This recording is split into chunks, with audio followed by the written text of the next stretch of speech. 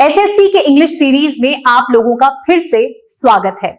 30 सितंबर shift 1 वाला select the option that correctly rectifies the underlined spelling error. The accident on the highway caused a long traffic jam. अब तुम्हें accident का सही spelling बताना है। तो एक्सीडेंट का इनमें से सही स्पेलिंग है ACCIDENT, बाकी तीनों गलत है। नेक्स्ट है select the most appropriate option to fill in the blank, excepting how wonderful you truly are and incorporating this blank into your attitude and personality is perhaps one of the most difficult things to do in life. यानी कि आप वास्तव में कितने wonderful है, कितने अद्भुत हैं, इसे स्वीकार करना। और ब्लैंक किस चीज में इसको करना, तो अपने एटीट्यूड एंड पर्सनैलिटी में इस चीज को क्या करना, तो इस चीज को शामिल करना या फिर इस चीज को समझना। Is perhaps one of the most difficult things to do in life, यानी कि इस चीज को जो है अपने पर्सनैलिटी में, अपने एटीट्यूड में समझना, अपने इसमें शामिल करना जो है जीवन में सबसे कठिन चीजों में से एक है। तो क्या हो सकता है इसमें, देखो इनसाइट यानी कि किसी चीज की गहरी समझ या फिर अंतर्दृष्टि। फॉली का मतलब मूर्खतापूर्ण, क्रेजीनेस का मतलब मूर्खता या फिर पागलपन, और ग्लिच का मतलब जो कभी कभी इंटरनेट चलाते वक्त तुम्हें छोटी सी ग्लिच आ जाती है, यानी कि थोड़ी सी खराबी। तो इन तीनों में से तो कोई होगा नहीं। तो क्या हो सकता है, इनसाइट यानी कि किसी चीज की गहरी समझ। तो इस चीज को जो है अपने एटीट्यूड एंड पर्सनैलिटी के अंदर समझ विकसित करना, ये सबसे मुश्किल काम है जीवन का। नेक्स्ट है तुम्हारा the rainbow only appears after a hurricane. तो देखो द रेनबो, रेनबो यानी कि इंद्रधनुष, इंद्रधनुष किसके बाद दिखाई देता है, तो हरिकेन के बाद। तो हरिकेन मतलब क्या होता है, हरिकेन का मतलब होता है तूफान। अब तुम्हें तूफान का सही स्पेलिंग बताना है। क्या होता है, HURRICANE। तो ये तुम्हारा करेक्ट है। नेक्स्ट है select the most appropriate meaning of the given idiom, a piece of cake. तो पीस ऑफ केक का मतलब होता है बहुत ही आसान काम, जिसको बहुत इजीली किया जा सके। क्या हो जाएगा, इजी टू डू और अचीव। नेक्स्ट है select the most appropriate option to fill in the blank, cultural heritage is the life blood of any blank and serves as a link between generations. यानी cultural heritage, सांस्कृतिक विरासत जो है वो किसी भी ब्लैंक का जीवन रखता है। ब्लैंक में इसमें से क्या आ सकता है वो पहले देखेंगे, पहले आगे देख लेते हैं क्या कहता है। And serves as a link between generation, और क्या कहता है, जनरेशन के बीच कड़ी के रूप में क्या कार्य करता है। तो क्या हो सकता है, देखो लेदर्जी नहीं होगा। लेदर्जी का क्या मतलब होता है, मतलब होता है आलस्य या फिर सुस्ती। फिर क्या है, बर्थ राइट, बर्थ राइट मतलब जन्मसिद्ध अधिकार। बिलीव का मतलब हुआ विश्वास करना, और सिविलाइजेशन मतलब हुआ सभ्यता। तो इसमें सबसे अप्रोप्रिएट जो है वो सिविलाइजेशन ही लग रहा है कि कल्चरल हेरिटेज, सांस्कृतिक विरासत किसका जीवन रखता है, तो सभ्यता का जीवन रखते हैं। और ये क्या करता है, तो जनरेशन के बीच एक कड़ी के रूप में कार्य करता है। नेक्स्ट है select the incorrectly spelled word, disgust, surrender, consistent या ट्रिफल। तो देखो डिसगस्ट सही है, सरेंडर, सरेंडर भी सही है। सरेंडर का मतलब होता है आत्मसमर्पण करना, डिसगस्ट मतलब घृणा।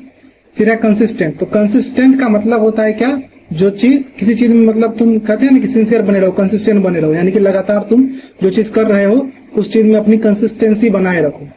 तो कंसिस्टेंट का स्पेलिंग होता है CONSISTENT। तो इसीलिए यहाँ पर जो एक्स्ट्रा सी लग गया है वो नहीं होगा, तो इसलिए इसका स्पेलिंग जो है वो गलत है। फिर है ट्रिफल, तो ट्रिफल मतलब होता है तुच्छ वस्तु, बहुत ही छोटी वस्तु। नेक्स्ट है अप्रोप्रिएट एंटोनिम बताना है, नहीं अप्रोप्रिएट सिनोनिम बताना है। और इसमें तुम्हें दिख नहीं रहा होगा कौन सा, अंडरलाइन है, मैं बता दे रहा हूं, सॉरी अंडरलाइन नहीं है। Synonym of the word pursue from the given sentence, pursue का तुम्हें सिनोनिम बताना है इस सेंटेंस में से। Doctor Kalam success in the field of science has inspired young Indians to dream big and chase those dreams with immense hard work. अब देखो क्या बोल रहा है, परस्यू का मतलब, परस्यू का मतलब होता है किसी चीज को हासिल करने का कोशिश करना, यानी कि पीछा करना एक तरह से। तो इसमें से कौन सा वैसा लग रहा है, सक्सेस मतलब होता है मतलब किसी चीज में सफलता प्राप्त कर लेना। इमेंस का मतलब हो गया तुम्हारा एक तरह से समझो बहुत बड़ा या विशाल को इमेंस कहते हैं। फिर इंस्पायर्ड, इंस्पायर्ड मतलब होता है प्रेरित करना। और चेज, चेज मतलब होता है पीछा करना, जो कहते हैं ना कि मतलब उस चोर के पीछे जो है पुलिस चेज कर रहा था, यानी कि पीछा कर रहा था उसका। Police were chasing the thieves. तो देखो क्या हो सकता है, चेज जो है इसका एग्जैक्ट सिनोनिम नहीं है, लेकिन सबसे अप्रोप्रिएट चेज ही बैठ रहा है, क्योंकि चेज का मतलब भी होता है पीछा करना, और परस्यू का मतलब होता है किसी चीज को हासिल करने के लिए उसका पीछा करना। बस यही है कि परस्यू जो है वो एजुकेशनल फील्ड में या फिर करियर फील्ड में काम करता है, और चेज जो है वो हम नॉर्मल लाइफ में भी यूज करते हैं, लेकिन सबसे अप्रोप्रिएट तो चेज ही है, तो इसलिए यही होगा। नेक्स्ट है, the following sentence has been split into 4 segments, identify the segment with error. Phrasal verb का error, mister Premlata asked Malini to hand down all the payment slips. तो देखो इसमें गलती कहां पे आ रही है, हैंड्स डाउन का क्या मतलब होता है, हैंड डाउन का मतलब हुआ, हैंड डाउन हम तब यूज करते हैं जब हमें किसी जनरेशन के थ्रू, यानी कि एक पीढ़ी से दूसरी पीढ़ी में जो परंपराएं ट्रांसफर की गई है, जो तुम्हें संस्कार दिए गए हैं, उस चीज में हम हैंड डाउन का यूज करते हैं। लेकिन यहाँ पर क्या बोल रहा है कि पेमेंट स्लिप्स के सौंपने की बात की जा रही है, तो सौंपने के लिए क्या हो जाएगा, हैंड ओवर होगा। तो mister Premlata asked Malini to hand over all the payment slips, तो इसीलिए हैंड डाउन नहीं होगा बल्कि हैंड ओवर होगा, तो ये सेगमेंट गलत है। नेक्स्ट फिर से तुम्हारा ग्रामेटिकल एरर ढूंढना है।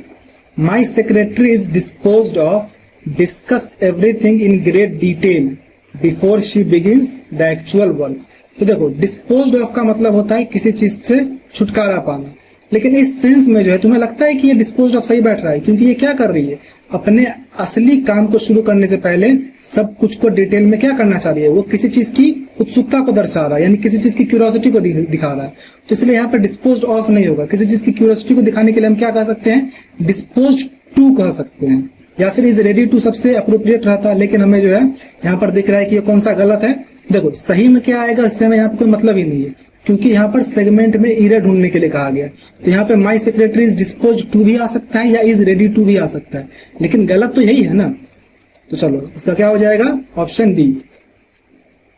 नेक्स्ट है, please listen to all announcements. अब क्या करना है, फिल इन द ब्लैंक। तो लिसन टू ऑल अनाउंसमेंट्स क्या होना चाहिए, तो अटेंटिवली। अटेंटिवली का मतलब होता है ध्यानपूर्वक। बाकी तीनों में से कोई भी जो है सही नहीं लग रहा है, क्योंकि जनरली मतलब हो गया सामान्य, इजिली मतलब आसानी से, और हंग्रीली मतलब भूखे की तरह, हो जाएगा अटेंटिवली। नेक्स्ट है, select the most appropriate option to fill in the blank. He is blank tired to finish his homework.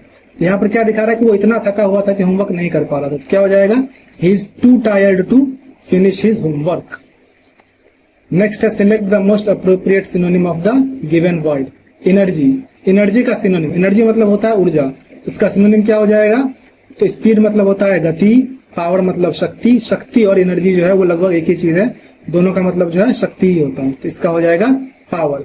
फिर क्या है, फ्रेलिटी, फ्रेलिटी मतलब होता है कमजोरी, और स्ट्रीफ, स्ट्रीफ का मतलब होता है संघर्ष या कला। नेक्स्ट है, the following sentence has been divided into 4 segments, जिसमें से किसी एक में गलत है। Neither Smith nor Rose were in the classroom.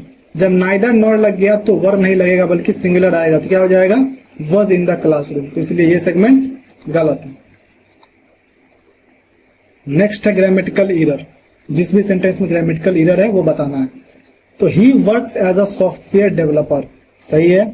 She always eats healthy meals, she always eats healthy meals, सही है। The sun rises in the east, ये भी सही है। We watches movies every Friday night, देखो वी वॉचेज मूवीज नहीं होगा, क्योंकि वी क्या है, प्लूरल है, इसके साथ जो वर्ब लगेगा वो भी प्लूरल लगेगा, तो क्या हो जाएगा, we watch movies every Friday night, तो इसलिए जो है इसका ऑप्शन डी गलत है। नेक्स्ट है, select the most appropriate synonym of the underlined word. The detective's job was to discern the truth from the web of lies, यानी बहुत सारे झूठों में से उस ट्रूथ को क्या करना, निकालना, फिगर आउट करना। तो इसमें से क्या बोल रहा है, सिनोनिम बताना है डिसर्न का, तो डिसर्न का क्या हो जाएगा सिनोनिम, परसीव। देखो परसीव का मतलब होता है समझना या फिर महसूस करना, तो ये लगभग जो है डिसर्न जैसा ही है, क्योंकि डिसर्न का मतलब होता है किसी चीज को पहचानना या समझना, फिगर आउट करना। इसके अलावा क्या क्या ऑप्शन है, इग्नोर मतलब अनदेखा करना, कंफ्यूज मतलब भ्रमित करना, और फैब्रिकेट मतलब किसी चीज को बनाना, तो क्या हो जाएगा, परसीव। नेक्स्ट है, the following sentence has been split into 4 segments. अब तुम्हें एरर बताना है, क्या हो जाएगा, the workers had been repairing the mall road in town for several days now. अब देखो ये बता रहा है कि वर्कर्स क्या कर रहे हैं, वो कुछ दिनों से मॉल रोड की रिपेयरिंग करने में लगे हुए हैं। तो देखो the workers had been repairing, मैं बता चुका हूं कि पास्ट परफेक्ट टेंस कब यूज होता है, जब हमें पास्ट का भी पास्ट बताना हो, तब हम जो है हैड प्लस V3 का यूज करते हैं। लेकिन यहाँ पर तो पास्ट का पास्ट दिख ही नहीं रहा, यहाँ पर एक ही पास्ट दिख रहा है कि वर्कर्स जो है वो काम करते रहे हैं, वो भी पास्ट दिख नहीं रहा क्योंकि वर्कर्स काम कर रहे हैं तो मतलब करते जा रहे हैं ना, अभी भी कर रहे हैं। तो क्या हो जाएगा, the workers have been repairing, तो यहाँ पर हैड बीन की जगह हैव बीन आएगा। ये हमेशा याद रखना कि हैड प्लस V3 यानी पास्ट परफेक्ट जो है वो जब भी यूज होगा पास्ट के पास्ट के लिए। जैसे वो सब सेंटेंस था ना कि मेरे स्टेशन पहुंचने से पहले गाड़ी खुल चुकी थी, यानी पहले कौन सा काम हुआ, पहले गाड़ी खुली उसके बाद मैं पहुंचा, तो मैं पहुंचा जो हूँ वो भी पास्ट का काम है और गाड़ी खुलना भी पास्ट का काम है। लेकिन गाड़ी खुलना जो है वो पास्ट के भी पास्ट का काम है, मेरे पहुंचने से पहले ही हो गया ना, तो वो चला जाएगा पास्ट परफेक्ट में। नेक्स्ट है select the most appropriate synonym of the given word. Ecstatic, देखो एक्सटेटिक जो है तुम बहुत बार सुनोगे, एक्सटेटिक विद जॉय यानी कि बहुत खुश। तो क्या हो जाएगा इसका, तुम्हारा सिनोनिम पूछ रहा है ना, तो हो जाएगा हैप्पी। हैप्पी मतलब खुश। इसके अलावा क्या क्या है, शॉक्ड मतलब हो गया तुम्हारा एकदम हैरान, इंटरेस्टेड मतलब हो गया इच्छुक, और एंग्री मतलब हो गया गुस्सा। नेक्स्ट है select the most appropriate synonym of the underlined word. The projects tight deadline and complex requirements made it a gruelling task for the team. तो ग्रूलिंग मतलब क्या होता है, ग्रूलिंग मतलब होता है चुनौतीपूर्ण यानी चैलेंजिंग काम। तो इसका सिनोनिम पूछ रहा है तो क्या हो जाएगा, चैलेंजिंग। इसके अलावा क्या क्या है, एम्पावरिंग। तो एम्पावरिंग का मतलब होता है सशक्त बनाने वाला, जैसे कहते हैं ना वुमेन एम्पावरमेंट यानी नारी सशक्तिकरण। फिर क्या है, एक्सेसिबल। एक्सेसिबल मतलब होता है सुलभ, जिस तक आसानी से पहुंचा जा सके। फिर है इंक्लूसिव। इंक्लूसिव का मतलब होता है समावेशी, तो इसका हो जाएगा चैलेंजिंग। नेक्स्ट है Arun blank his bicycle to school every day. इसमें से तुम्हें वर्ब का कौन सा फॉर्म यूज होगा, तो अरुण रोज स्कूल कैसे जाता है, तो साइकिल चला के जाता है, तो क्या हो जाएगा राइड्स, क्योंकि अरुण क्या है, सिंगुलर है। नेक्स्ट है what does it imply when people say to read between the lines. तो देखो रीड बिटवीन द लाइन का मतलब होता है कि जो चीज क्लियरली नहीं दिख रही है, यानी कि सिर्फ जो है तुम्हें बाहर से वो नहीं पता चल रही है, वो तुम उसको और गहराई से पढ़ के जो है उस चीज को तुम समझने की कोशिश कर रहे हो, यानी कि to read with an ability to infer the meaning. अब है तुम्हारा रीडिंग कंप्रिहेंशन। तो एक बार पहले कंप्रिहेंशन पढ़ लो, इसके बाद पांचों क्वेश्चन भी देख लो, 1 2 3 4 5। अब मैं बनाता हूं, देखो क्या है My next pet Airy was a pigeon. He became convinced that he was not a bird at all and refused to blank. तो देखो उसका जो पिजन है यानी उसका जो कबूतर है एरी, वो क्या कर रहा है, वो इस चीज से कन्विंस हो चुका है कि वो एक बर्ड नहीं है, वो एक चिड़िया नहीं है, और उसने क्या करने से मना कर दिया। तो चिड़िया क्या करती है, चिड़िया फ्लाई करती है यानी कि उड़ती है, तो क्या हो जाएगा रिफ्यूज टू फ्लाई। नेक्स्ट देखते हैं He would even try to come blank walks with us. तो देखो कम के बाद, कम के साथ यहाँ पर कौन सा प्रीपोजिशन यूज हो सकता है कि वो हमारे साथ जो है कभी कभी कोशिश करता है कि हमारे साथ आके चले भी, तो कम के साथ क्या आ सकता है, ऑन आ सकता है। He would even try to come on walks with us, क्योंकि बाकी तीनों में से कोई भी अप्रोप्रिएट नहीं है। नेक्स्ट है this however we had to stop for blank. You carried him on your shoulder or else you let him walk behind. तो यहाँ पर आइदर और वाला कॉम्बिनेशन बना है, तुम ध्यान से देखो। We had to stop for blank, you carried him on your shoulder, या तो उसको जो है तुम अपने कंधे पे रख सकते हो, या फिर तुम you let him walk behind, यानी या फिर तुम उसे अपने पीछे पीछे चल ले गए। तो आइदर और वाला बन रहा है, तो क्या हो जाएगा आइदर। नेक्स्ट है if you let him walk you had to slow down your own blank to suit him, यानी अगर तुम उसको अपने पीछे पीछे चलने देते हो तो तुम्हें क्या करना होगा, अपनी गति को, अपने स्पीड को धीरे करना होगा ताकि वो तुम्हारे साथ साथ चल सके। तो क्या हो जाएगा ओन पेस, क्योंकि पीस का मतलब हो गया शांति, इसके अलावा तुम्हारा इस पीस का मतलब हो गया टुकड़ा, और जो लास्ट में स्पेस है उसका मतलब स्थान हो गया। बस पेस का मतलब होता है गति। नेक्स्ट है his chest pouted out with blank. Pouted out with क्या हो सकता है, रुको इसमें थोड़ा हमें कॉन्टेक्स्ट समझना होगा। You would find him running after you queuing frantically, यानी कि तुम उसे पाओगे क्या चीज, अपने पीछे भागते हुए क्यूइंग फ्रेंटली। क्यूइंग का मतलब होता है जो कबूतर जो गुटुर गुटुर की आवाज निकालते हैं उसे कहते हैं क्यूइंग करना, और फ्रेंटिकली यानी कि घबरा कर। तो तुम पाओगे कि वो जो है घबरा कर गुटर गुटर कर रहा है, और हिज चेस्ट पाउटेड आज विथ, यानी कि उसका छाती जो है वो बाहर फूल गया है। किस चीज की वजह, किस चीज? तो इंडिग्नेशन, इंक्लिनेशन, इंटीमेशन या इग्निशन।